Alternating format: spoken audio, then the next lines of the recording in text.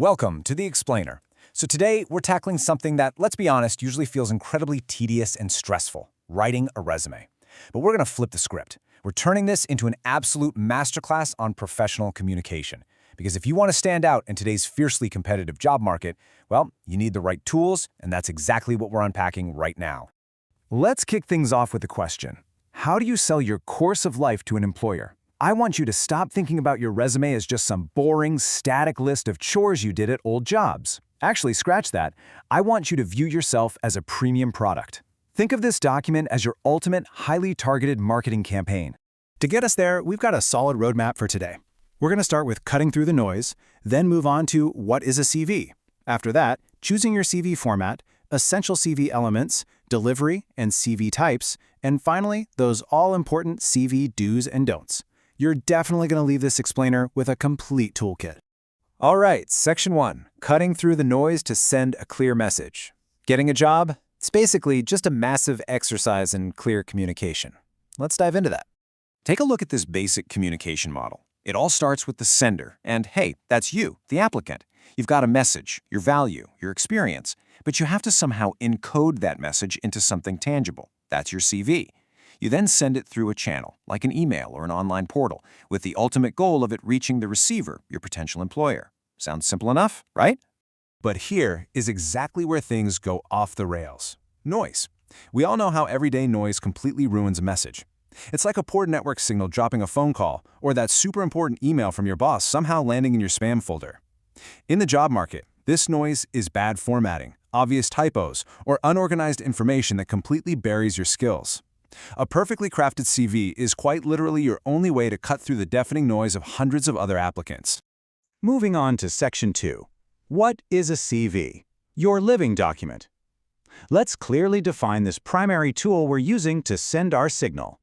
You know, what's genuinely fascinating is the actual origin of the word. CV stands for curriculum vitae, which is Latin for course of life, and I really want you to lean into that definition.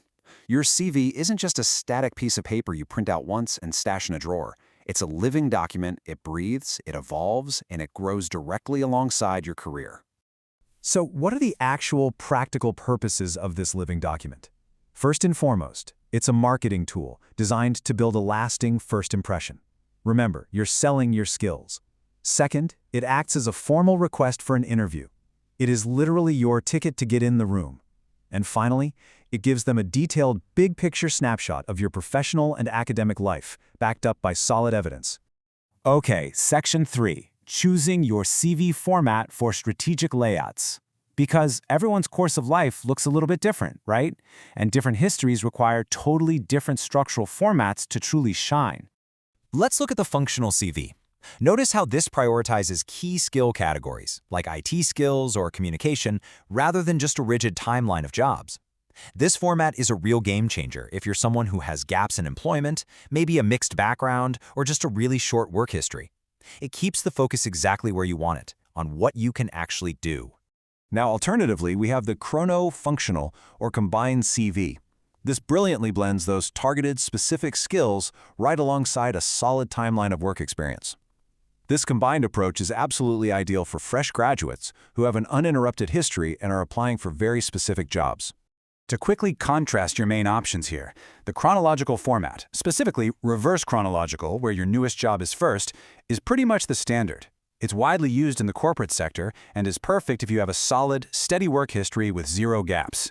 But if you do have gaps, or maybe you're pivoting careers, the functional format lets you lead with your transferable skills instead. You just need to choose the structure that frames your specific signal best. All right, Section 4, Essential CV Elements and Building the Blocks.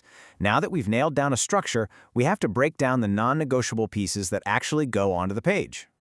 Here are your core building blocks. You absolutely need a bold header that includes a professional email address. And seriously, use your name, nothing silly. Next, a clear objective. Then your education, listed from highest degree to lowest. Oh, and pro tip, drop all your high school details the second you graduate. Next up is your work and research experience, in reverse chronological order. Follow that with an honors or activities section that basically screams, I am a leader, and finally, your references. Let's zoom in on that objective section for a second. A really terrible objective reads something like, I want to get a job.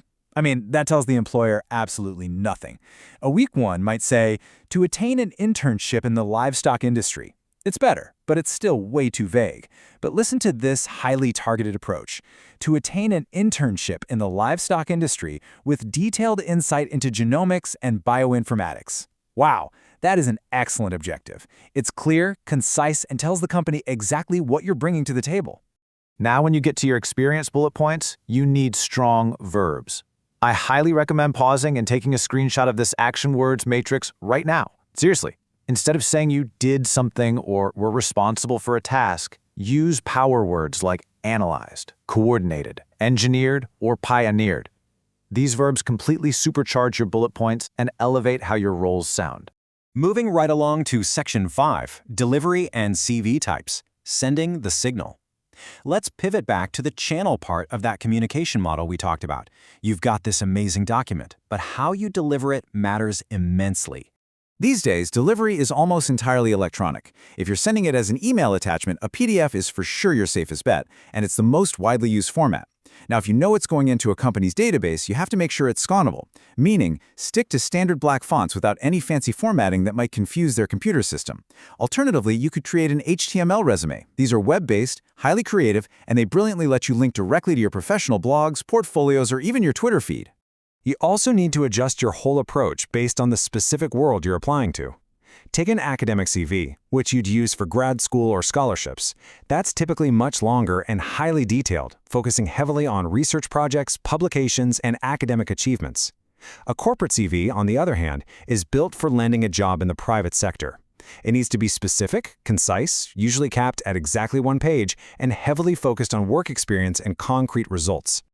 And finally, Section 6, CV Do's and Don'ts, the golden rules. The absolutely crucial point here is knowing how to avoid the critical errors that turn your crystal clear professional signal back into pure, unreadable noise. Let's start with a massive don't. Do not focus on you and your needs. I know it sounds harsh, but the truth is, employers aren't really interested in who you are just for the sake of it. They are entirely focused on what you can do for them. Every single bullet point on that page should cater directly to the needs of the employer and the specific job requirements. Let's rapid fire some golden rules, okay? Do stick to one page for a corporate CV, and absolutely, unequivocally stick to the truth. Do proofread and spell check. Grammar errors are instant noise. Don't use all caps, because it's just incredibly hard to read, or long, flowing, novel-like sentences. Don't use a bunch of different fonts just to catch their eye. It honestly just creates a horrible ransom note effect. Stick to Times New Roman or Arial. Don't print it on neon day glow paper. You aren't submitting a piece to an art workshop. And finally, don't include a picture of yourself unless explicitly asked. It's a professional document, not the cover of a fashion magazine. Well, we've covered the structure, the formats, the essentials, and the rules. So I'm going to leave you with this final provocative question. If you were to open up your resume on your computer right this very second, what does your living document say about you right now? Is it a clear, powerful signal of a premium product, or is it buried in noise? Use what we've talked about today to audit your own course of life, take some action, and start communicating your true professional value. Thanks for hanging out with me for this explainer, and happy building.